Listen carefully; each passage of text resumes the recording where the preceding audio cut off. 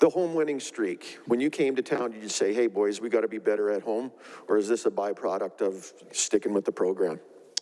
Yeah, I think it's just, it's about taking each day as it comes and rising to the challenge that each new team has presented. And it's a credit to our players because they've put in a lot of hard work here over the last 6 weeks.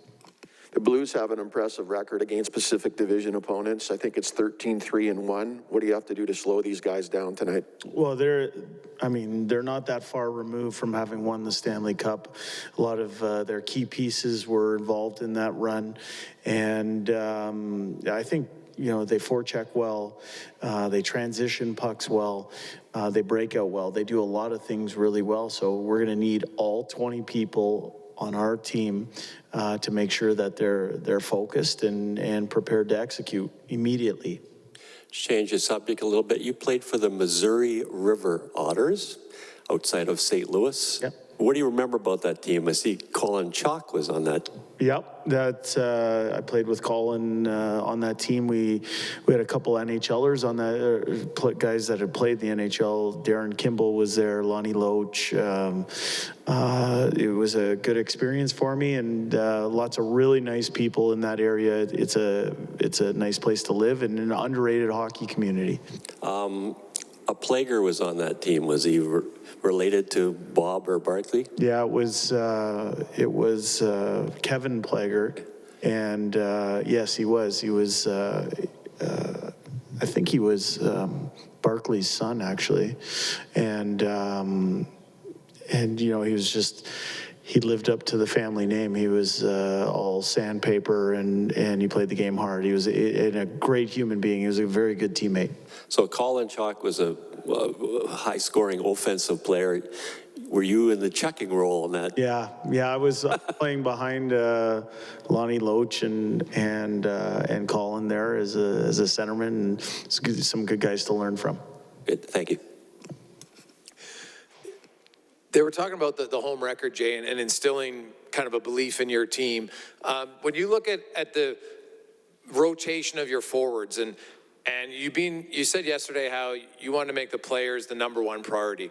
But when you talk about the human side of it, take away the player and look at the human side of it, how often do you have to have conversations with those guys that are rotating in and out to ensure that they still feel part of the group? Yeah, I think that's something that you do on a daily basis. It doesn't always have to come from myself. Our communication comes from our coaching staff. We want to make sure that everybody's aware of where the team's at, aware of what our forward depth is, and what our plan is going forward, which is to try and call on that depth and use our depth to our advantage. If somebody has made some plays or had a couple tough games in a row and we take them out of the lineup, that's one thing. But if it's about trying to keep as many people involved as possible, that's where you have to make sure that you're quite clear and direct in your communication so that there's nothing lost in translation.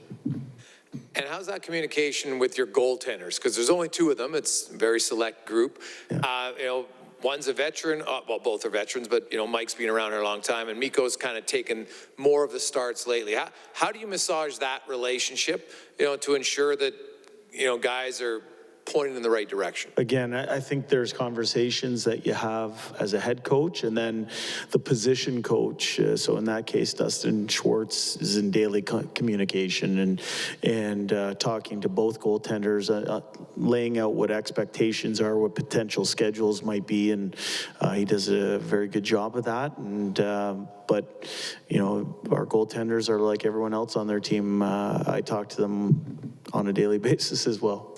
And lastly, the Blues, they don't necessarily have like an elite top-end guy, but they've got the most players with 30-plus points. They're a very deep team. They can come at you in different lines. So how do you approach a team like that that's maybe different than where it's like, hey, this team has like a McDavid or a Draisaitl. It's kind of obvious who their guys are when it's spread across all four lines and even their defense? Yeah, well, I think you use the word team there, and they're a very good team. They're deep, and in order to beat a team like that, it requires a team effort. It's not about keying on one specific person. It's about having an understanding that we need all 20 people, and we need everyone pulling on the same rope here and being prepared to execute. I think tonight's game is going to come down to second and third efforts. Nothing's going to be easy here. It is something that we're going to have to dig in. We're going to have to understand the game they want to play, and we have to assert the game that we want to play. And in order to do that, we need everybody. Jay, you've used Derek Brassard and Ryan Nugent-Hopkins together as a duo, since they've been around, and you've been rotating kind of the right side. I'm just wondering what the kind of ideal right winger is for that pair, and kind of how you're kind of working in those. Well, we're still trying to work that out. So I don't know if I have a hard and fast answer for you. But we're, the good part about having the depth that we mentioned is that you have different people that bring different ingredients. And, Derek has been here for a few games. Nuge is just coming back into the lineup in that same time frame. And we're trying to find a piece that complements them the best. And, we're expecting Zach Cassian to come into that role here today and bring what he brings to the table. Ryan Nugent-Hopkins was saying that, in a perfect world, he'd like to have two linemen. He understands you're trying to work guys in. Yeah. Is that your goal there as well, or do you see that position as being one where you can rotate guys? Well, I think everybody wants the stability of just being able to come in and what the line is all the time. I think the one thing about our lineup is that we have a lot of good pieces, and we're fluid. And we're fluid right now. And when we see results, we want to continue to see those results. And if we're not getting results, we want to make sure that we have the flexibility that we can make some adjustments if need be.